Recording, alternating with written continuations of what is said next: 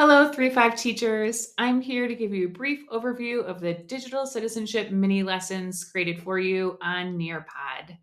Thank you so much for giving time dedicated to these important topics, and I hope it helps you throughout the year as well.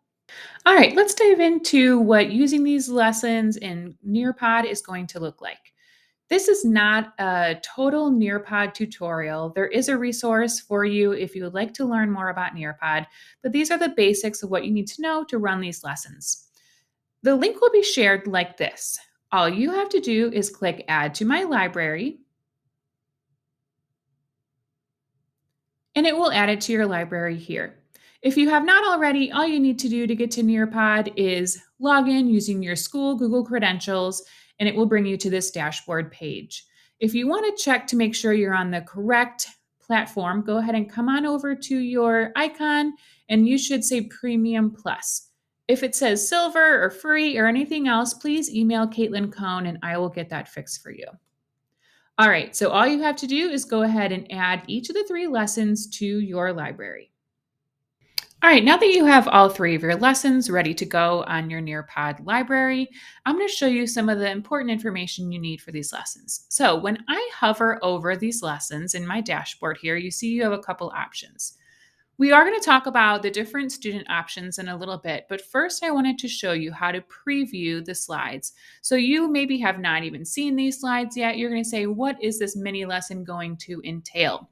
So we're looking at the preview, and it will preview each slide for you. So it starts off with the definition, opening slide, and then you have your digital dilemma, your start to your conversation, you have your thinking routine, followed by a collaborate board. This is an option for you to really get the information from every single one of your students as you go through the thinking routine. Because in conversation, you might not be able to hear from everybody. This is a way that every student can participate in the process. After the collaborate board, you will have your 2 activities. Again, you can choose one or you can do both of them.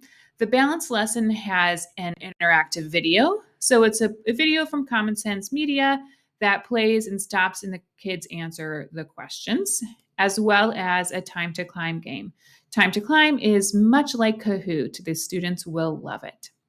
And then we finish off with your digital pledge for balance. Again, this can be done as a whole class, or you can get student input before you finish up as your class. All right, for this example, I'm going to show you the communication lesson since we got a little preview of the balance lesson. And we're going to talk through the 2 different ways that students can participate in a Nearpod. The first way, and the way that I would suggest you run these lessons, is what we call live participation. Live participation means that the teacher is at the front of the room controlling the lesson, but all of the students are on their own devices as well. But they cannot move forward or move backwards. The teacher is locked down and in charge of their screens. This way, you can have the whole communal conversation, but still get that individual input from your students. Again, I would suggest live participation when you are doing these digital citizenship mini lessons. Another way, if you're considering Nearpod for other activities, is what we call student paced. Student paced is sharing the lesson with the students, and they work on it on their own time or independently. So they still give their input, they can still submit their answers, go through the lesson, but they are not at the mercy of the teacher controlling the pace. They can do it on their own. Student pace is a really great option for small groups or station-led activities. So if I were to choose a live participation, this is what your option is.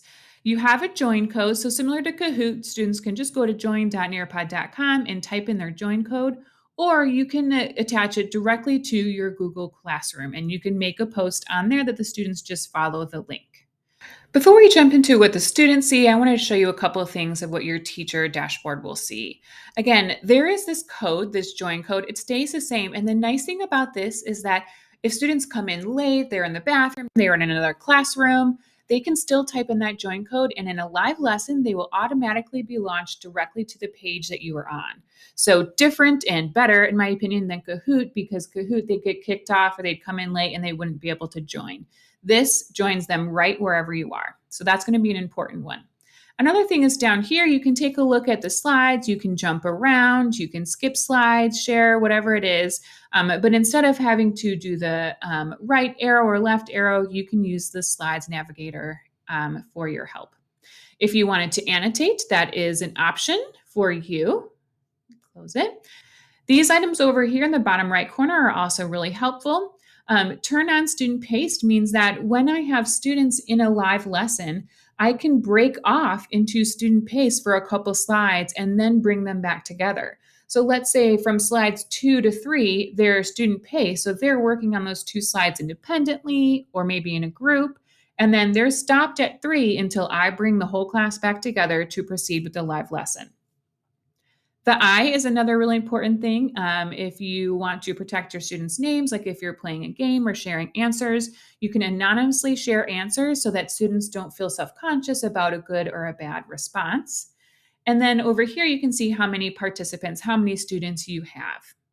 So again, if I were to walk through this lesson, it has the same format for the teacher. We've got the definition, we have the digital dilemma, we have the thinking routine, followed by the collaborate board. And you can change some of your options over here. So if you want students to see names, edit responses, if you want to be able to approve posts, or if you want to approve their comments. And then the 2 activities for communication, we have a drag and drop Venn diagram. A neat feature I want to point out to you when you are in the teacher view is on many of the activities, you will have the option to toggle between student view and teacher view. So again, if you're projecting on your smartboard or your TV, you're probably going to want to stick with student view. But if you want to disconnect or hide your screen for a second, you can come on over to teacher view. And if I had students in this lesson, I would be able to live see the activity that they are doing. Because again, in a live lesson, they each have their own Chromebook so they can participate independently as well as with the class. I can also, if I had students, give feedback, live feedback to students on the work that they are doing. So it just kind of depends if you wanted to see the student view and show it to your class or see the teacher view and see how your students are doing. As well as a time to climb activity. And then again, we finish with the draw it and making your digital pledge for this mini lesson. All right, let's jump to what this might look like for a student. All right, let's dive into what the student will see in a Nearpod lesson. This is still the teacher view. You can see here I have 1 student participating, and I'm going to jump on over to my student.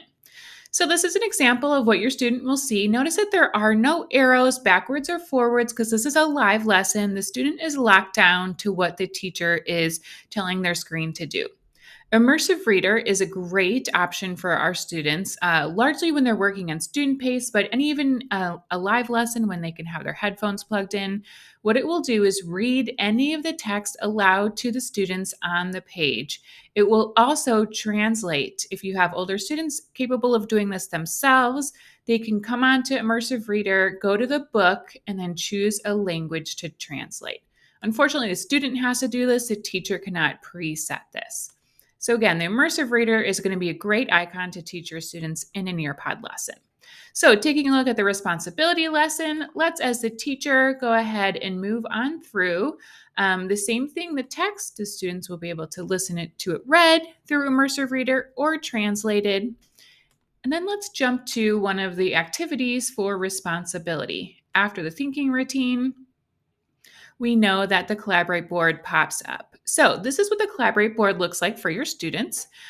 They can even hear the directions read to them or translated for them using Immersive Reader. You as the teacher can add helpful resources, videos, links, pictures, whatever might be helpful up there.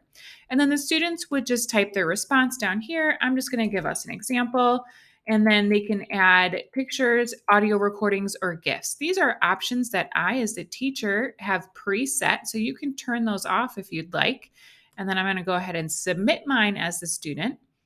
On the teacher page, you can see that the teacher can see what the student wrote. They can delete them. They even have more options. If they decide, you know what, I don't want students to see names, I don't want them to edit, I can approve posts, etc., etc.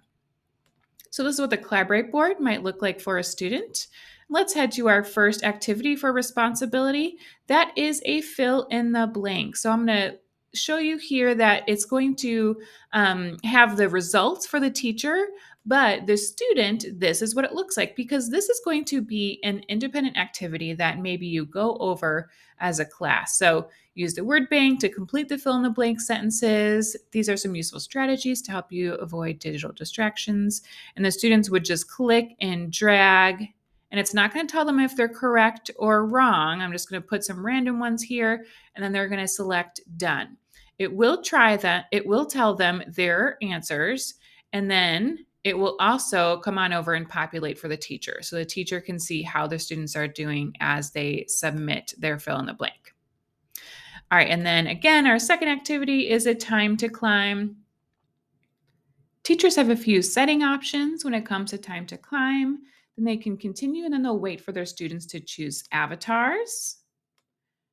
Once the students have all joined avatars, the teacher can start the game. It'll do a nice countdown. And then the students will see the questions. They get the timer right over here. You see, they can choose their answer. It will tell them if they're right or wrong. But even if they chose the wrong answer, it'll still move them up the mountain, which is nice visually, just making all the students look the same.